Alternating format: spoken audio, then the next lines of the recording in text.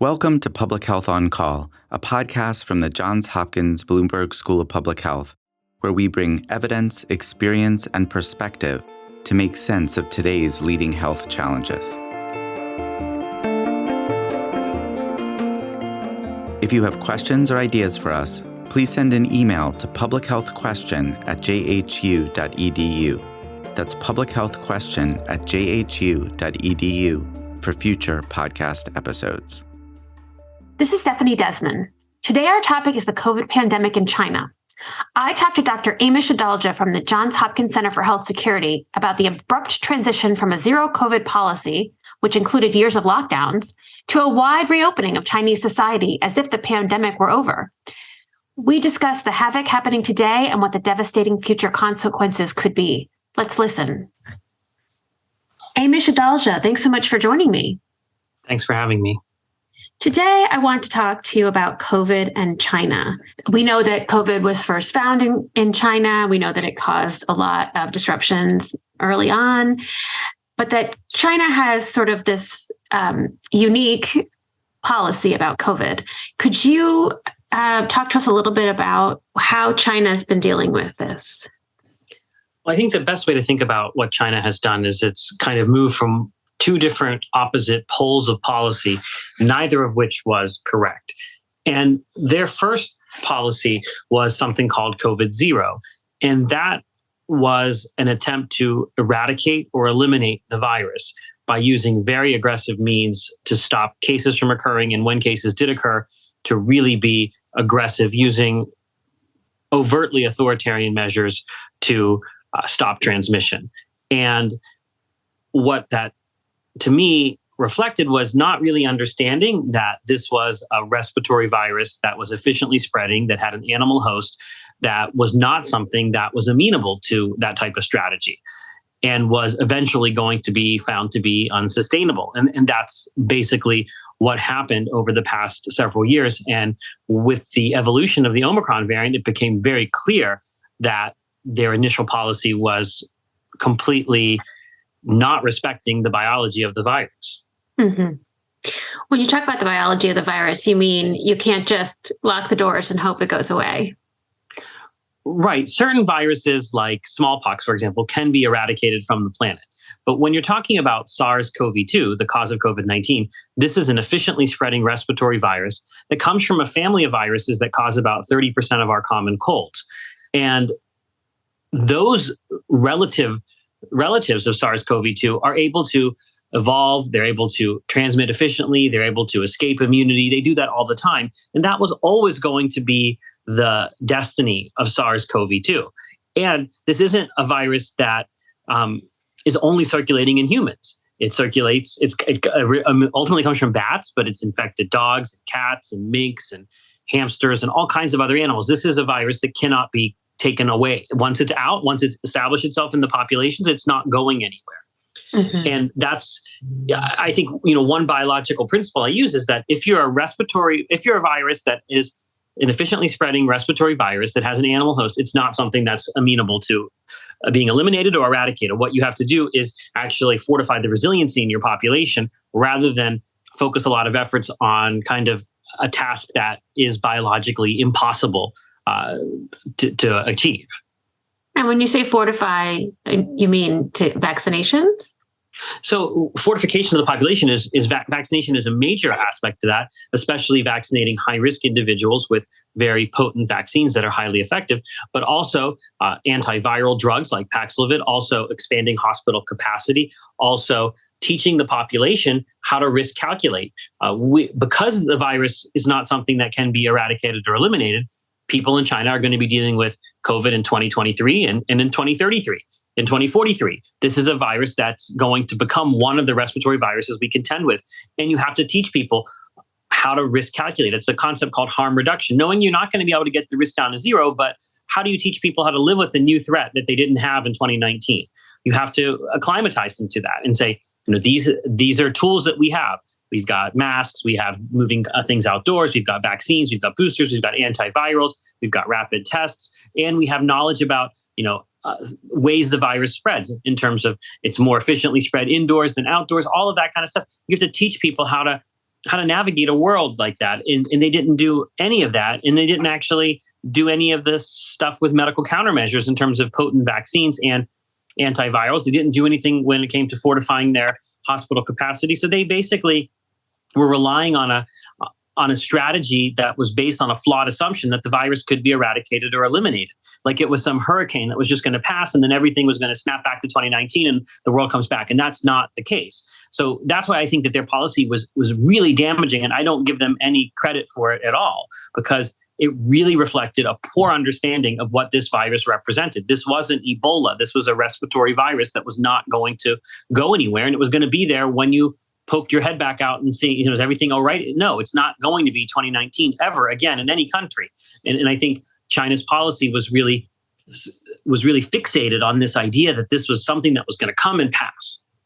I know that it seems like the population was fed up by 3 years of basically lockdowns upon lockdowns. Do we know if it worked at all by reducing the number of COVID cases and deaths, or do we not really know the answer? Well, I think in the end, they were always going to be destined to have their COVID waves at some point. They were just kind of kicking them down the road. They may have pushed off or staved off those deaths. And the best argument for their case would have been, okay, we did this, and now we vaccinated our high-risk population with really potent vaccines that are highly effective. We've got Paxlovid everywhere. We've got rapid tests everywhere. We've got ICU beds and ventilators if we need them. And then they stopped the policy. But they didn't do any of that. So It's like the worst of both worlds. I can't really give them credit for that, because they're going to experience all of that now.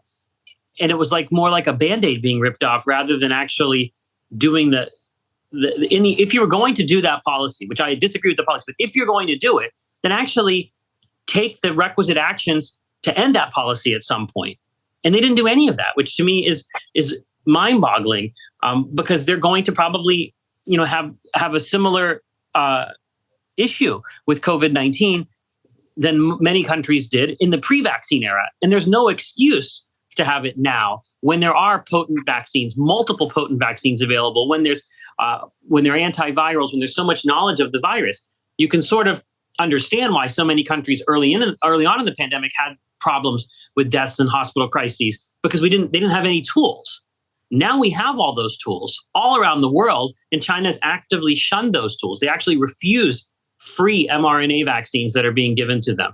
So to me, this is all self-inflicted and mind-boggling, but I can't really understand, the mind of the Chinese leadership on this issue. So they recently ripped off that Band-Aid, right? Everything opened up, to the lockdowns, the testing, all of that stuff kind of went away. And now we have a real crisis on our hands. And it's completely predictable. This is exactly what would happen. They went from one pole of COVID zero to acting as if the virus doesn't exist, and acting as if the tools to combat the virus doesn't exist, like vaccines from Pfizer, from Moderna, from AstraZeneca, from J&J, from Novavax, like antivirals, like Paxlovid. They act as if those don't exist. And that, to me, I think is really a failure of the government to be able to actually do right by those people who had to sacrifice their lives, their well-being for so many years. For what? For nothing. For the same thing that would have happened in the beginning. Mm-hmm. So we are now seeing a spike in people who are sick, and people who are being hospitalized, and people who are dying. What does that mean for China? And then also, what does it mean for the rest of the world? For China, it means that there's going to be a lot of preventable death, a lot of preventable disruption to people's lives, to the economy, a lot of suffering that could have been avoided if proper actions were taken by their leadership. For the rest of the world, I don't think that this changes the trajectory of the pandemic in the United States or any other place, because we have so much immunity in our population from prior infection, from vaccinations, from boosters, from combinations of those three. We have Paxlovid. We're at a point where our countries are very resilient to COVID-19. And I think what happens in China is not going to have any real impact on that side, not even in terms of variants, because if you look at the variants that are circulating in China, they're a couple of months old compared to the United States. But we will probably see supply shocks and issues that occur, because a lot of our economy is dependent upon supply chains that reach into China. So we may see some supply issues while they get through this. And obviously there's some issues as countries put in place certain travel restrictions. Those also could affect other countries. For example, if you're an American and you travel to China, you have to have a negative test to come back. Those types of things can be disruptive to people. But in general, I think what happens in China is largely going to fall on the Chinese population rather than other countries that have taken steps, however long they took, to make their countries more resilient to COVID-19. Let's talk about vaccines quickly. They had their own vaccine, and my understanding is that a lot of people got 2 doses, and then it was later determined that you need 3 doses for it to work. So it would stand to reason that they would go back out and try to vaccinate people, but it feels like that's not what's happening. Yeah, the Chinese vaccine is not nothing. It has some effect, but what it does appear to do is wear off pretty quickly if you just get 2 doses of it, and especially wear off faster if you're a high-risk person and you just got 2 doses. And they made the strategy where they actually didn't emphasize throughout their early vaccination campaign the importance of vaccinating the elderly. They were the last group to be vaccinated, and there's a lot more vaccine hesitancy consequently in that elderly group, and they tend to not have gotten their 3rd doses. So yes, I mean, the vaccine is the solution, and maybe not necessarily the Chinese vaccines. They have to admit that there are superior products to the vaccines that were made in China, and they have a hard time doing that. That's why you see people fleeing to Hong Kong to get vaccinated, or fleeing to Macau to get vaccinated with Western vaccines. The only people, for example, that can get the BioNTech mRNA vaccine in China are German citizens. So if you're a German that lives in China, you get vaccinated with Pfizer BioNTech. If you're a Chinese person, it is illegal for you to get it, even if it's given to you for free, because the EU has tried to give those vaccines to China free.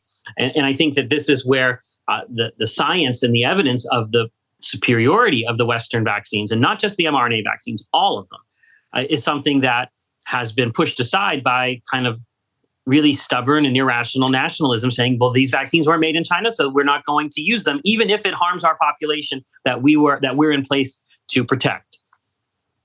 So what do we think the numbers are going to look like in China in the coming weeks? Is it going to look a lot like what it looked like in the US in the early days? I think it will likely look something similar to that. We know that they're now reporting, 60,000 deaths that have occurred. They keep revising that number upward. The cases, I think you have to assume that with a virus like COVID-19 and the evolution of more contagious Omicron variants, that the whole population will be infected. This is not an escapable virus. No matter where you live, every corner of the globe, people are going to be infected with COVID-19. That's inevitable. The question is decoupling those cases from hospitalizations and deaths. And I think that they're not going to be successful at doing that because their high-risk population is not vaccinated with very good, with the most potent vaccine protection. They have restricted the availability of antivirals like Paxlovid, and they have really not done much in terms of hospital capacity, especially in rural areas where they're going to probably feel that brunt. I don't know where the numbers will land, and I don't know that we'll actually ever get an accurate number of where it lands. But when we're hearing that funeral parlors and crematoriums, there's waiting lines, and people are selling their place in waiting lines. That's like an occupation now, to stand in a waiting line at a crematorium and then sell your spot to somebody that wants to buy it so that they can have their relative cremated. That's not a good sign. That's kind of apocalyptic. Mm-hmm. What do you see going forward in China? This is going to come and go, meaning that they're going to have this wave, and we're already seeing indications that at least in the major cities there may have been peaking in terms of cases. That's going to happen on different timescales in different parts of the country. They're going to have a very fast and quick Omicron wave that's going to leave a lot of death and destruction in its place. And then I think they will have that resiliency in their population, but after paying a major price for it. And then I think they will be in a position where they're on par in terms of their population resiliency. But you can't ever forget that they squandered 2.5 years to build that resiliency, and they did this instead. Amish Adalja, thanks so much for joining me. Thanks for having me.